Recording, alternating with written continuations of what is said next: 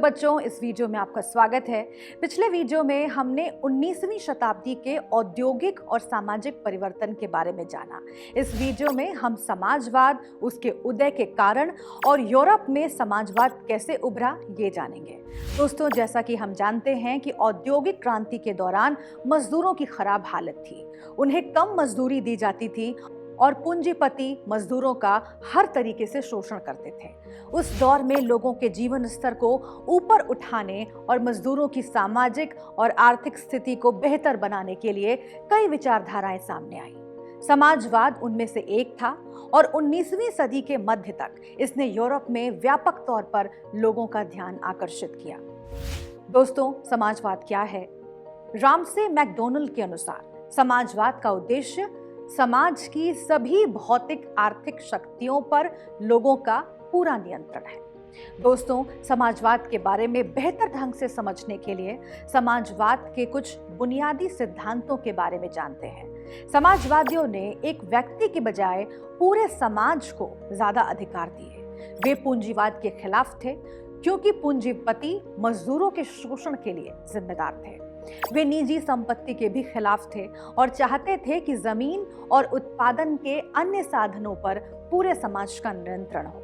उनका मानना था कि राष्ट्रीय धन को सही तरीके से विभाजित किया जाना चाहिए ताकि अमीर और गरीब के बीच की खाई को भरा जा सके। तो दोस्तों, अब हमारे पास समाजवाद के बारे में एक उचित विचार है। चलिए अब Robert Owen, Louis Blanc, Karl Marx और फ्रेडरिक एंगल्स जैसे कुछ मशहूर समाजवादी विचारकों के बारे में जानते हैं।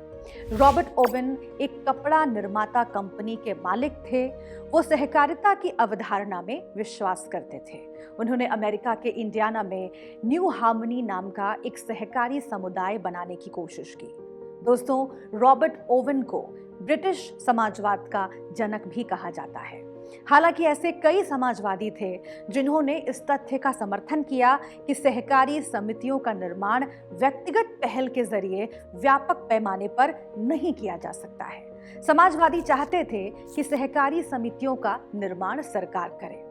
फ्रांस के लुई ब्लैंक एक समाजवादी विचारक थे जिन्होंने सरकार को सहकारी समितियों को प्रोत्साहित करने और पूंजीवादी संरचनाओं को बदलने के लिए प्रेरित किया।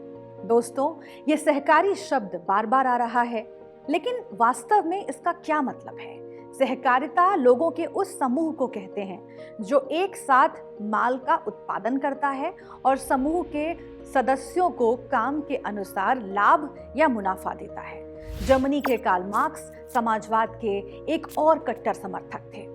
उन्होंने अपनी पुस्तक दास कैपिटल में कहा है कि उत्पादन के साधनों पर पूरे समाज का समान नियंत्रण होना चाहिए। उन्होंने आगे कहा है कि क्रांति से ही पूंजीवाद को जड़ से खत्म किया जा सकता है। फ्रेडरिक एंगल्स ने भी कार्ल मार्क्स के समाजवादी विचारों का समर्थन किया। उनके विचारों का उनकी पुस्तक कम्युनिस्ट घोषणा पत्र में स्पष्ट रूप से उल्लेख किया गया है। हालांकि उनके विचारों में कुछ मामूली अंतर थे, लेकिन वे सभी इस बात से सहमत थे कि समाजवाद आगे बढ़ने का स्वाभाविक तरीका है। 1870 के दशक तक समाजवादी विचार पूरे यूरोप में फैल गए और उन्होंने अपने विचारों और प्रयासों के समन्वय के लिए दूसरे अंतर्राष्ट्रीय नाम के एक अंतर्राष्ट्रीय संगठन का गठन किया। हालांकि 1914 तक यूरोप में समाजवादी कभी भी सरकार बनाने में सफल नहीं हुए। चलिए दोस्तों, इस वीडियो में आपने जो कुछ जाना उस पर एक नजर डालते हैं।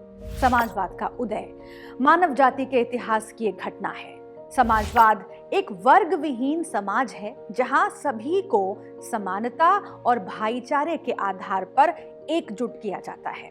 Robert Owen, Louis Blanc, Karl Marx और फ्रेडरिक एंगल्स समाजवाद के अग्रणी विचारक हैं। यूरोप में समाजवादी विचारों के प्रसार के बाद दूसरे अंतर्राष्ट्रीय का गठन हुआ। तो दोस्तों, अगले वीडियो में हम रूसी क्रांति के बारे में जानेंगे। मुझे दीजिए इजाजत। अलविदा, खुश रहिए।